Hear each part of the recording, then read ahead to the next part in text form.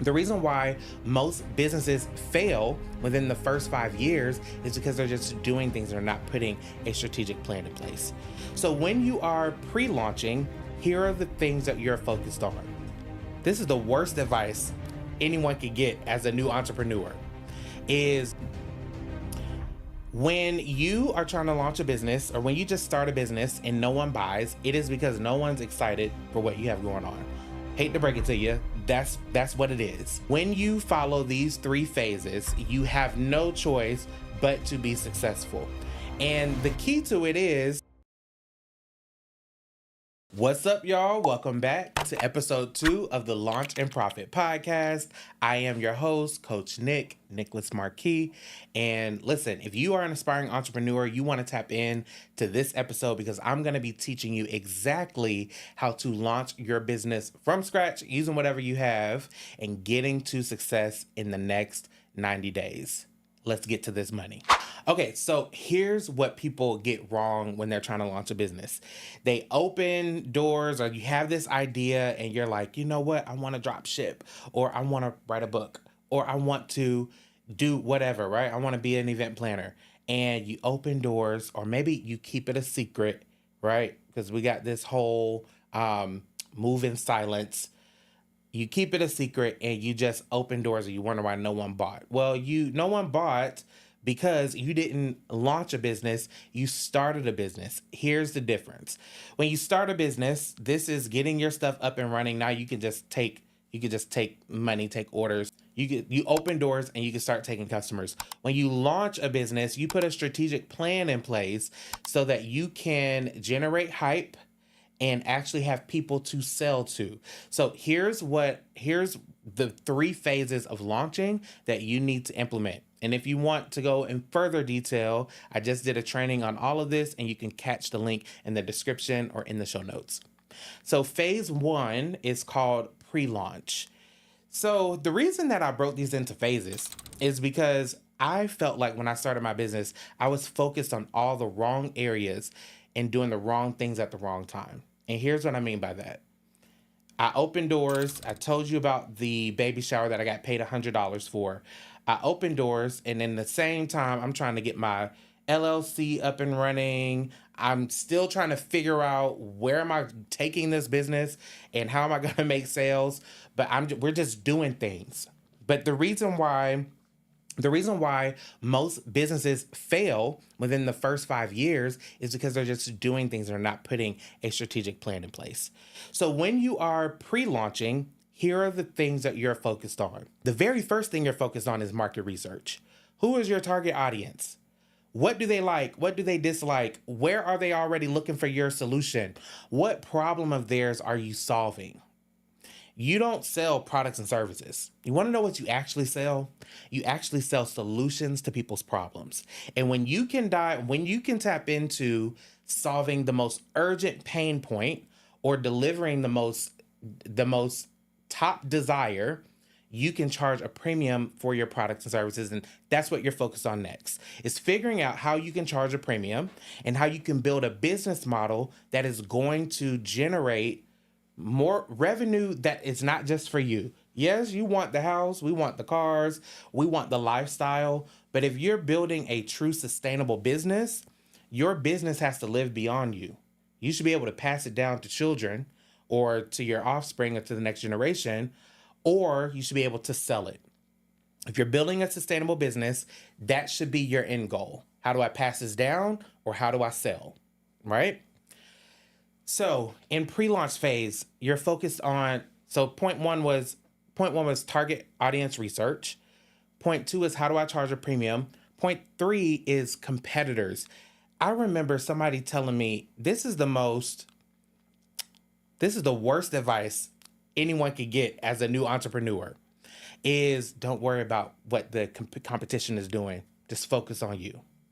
And let me tell you, that's true to an extent of don't get caught up in anyone else's results, but you definitely need to know, what are your competitors doing well? What do your competitors do that's not so good? What do people hate? And what's missing in the market? This is how you differentiate yourself. I'm giving y'all too much damn game. This is how you differentiate yourself in the market, and you confidently can charge what you want to charge because you already know no one's doing this.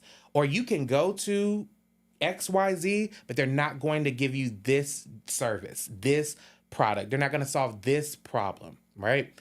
All of this is what you should be focused on in pre-launch. So drop in the comments if you focus on this or if you skip this part. And that's okay. Go back and do it. But this is what you should be focused on in pre-launch. A wise person once taught me that proximity is power. And it's true. 10 years ago, when I started my event planning business, I had no customers, no revenue, no clue. And when I started to build a tribe, not a circle, but a tribe, I was able to start working with some of the biggest Fortune 500 companies in the country and build a six-figure business. So now as a business coach, I've taken the liberty upon myself to start a community called CEO Nation, a community for entrepreneurs who are looking to launch, grow, and scale their business. We have monthly workshops and coaching sessions, monthly Q&As, resources, and not only that, you get to network and connect with entrepreneurs from around the world. And you can get started today for just $1. So click the link in the description and get started today. Phase 2 is soft launch.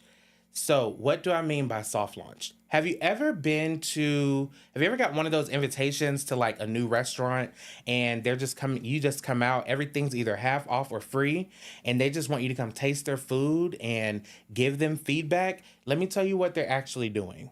What they're actually doing is gaining momentum, first of all, for their operations. A lot of us don't focus on that. How do we deliver this product or service, right? And the next thing they're doing is they're getting buy-in from the target audience. Come in and try the food. We're going to do a free tasting because we're opening doors. And in exchange, I want you to do a video testimonial, or can you go write a review, or just go tell your friends. So how can you soft launch your business in a way where you have the bare minimum, which is what I call a minimum viable product, or an offer to serve if you're in service base? Again, if you want more information on that, you can take the training in the show notes. How can you create the very first version of your product and service in soft launch?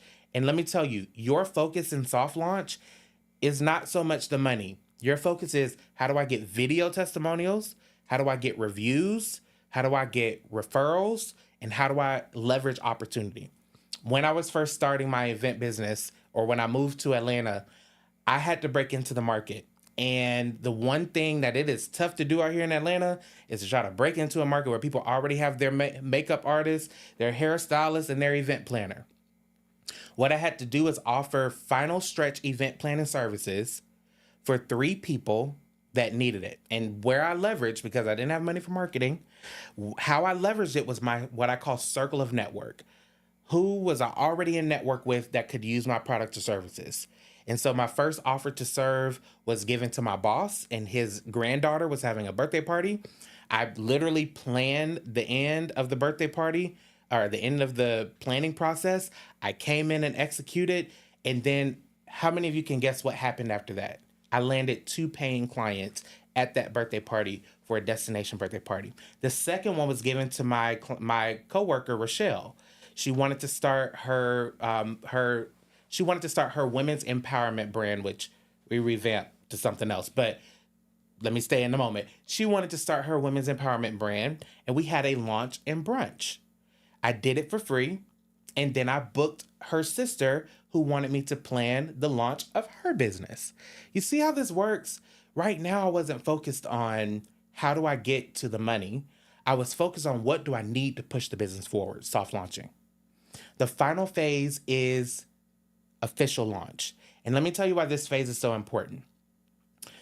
When you are trying to launch a business, or when you just start a business and no one buys, it is because no one's excited for what you have going on. Hate to break it to you, that's what it is. When you create a launch event, is what I call it. When you create a launch event, now you are not just positioning the product as I want to sell you something. You're giving people something to come to. So I want you to think of a launch event. A launch event can be as big as a grand opening. It could be as simple as I'm taking calls, or it can be if you ever go to Costco and you go get those appetizers or those samplers in the middle of the what is it called, y'all?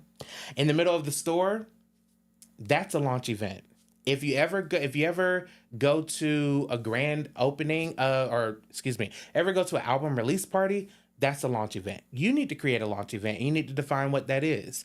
When you have a launch event, the focus becomes, how do I fill registrants or people to come to the launch event? How do I position it in a way where they're getting value, they're entertained, but I'm also selling? Make no mistake, hear me well. At your launch event, this is a sales event. Whether it's a webinar, whether it's a release party, whether it is you standing outside on the corner selling your stuff, it is a sales event. When you follow these 3 phases, you have no choice but to be successful. And the key to it is, for my folks who are growing and scaling their business, you're going to continue launching your business. When I worked for, or when I had Coca-Cola as a client, they had specific events every quarter that built up hype to sell whatever it is that they were selling, whether they were releasing a new flavor or a new drink or whatever. And you're going to do the same thing. So if you don't take anything else away from this, just know that you have to put a strategy in place. You have everything that you need to thrive, and this will work.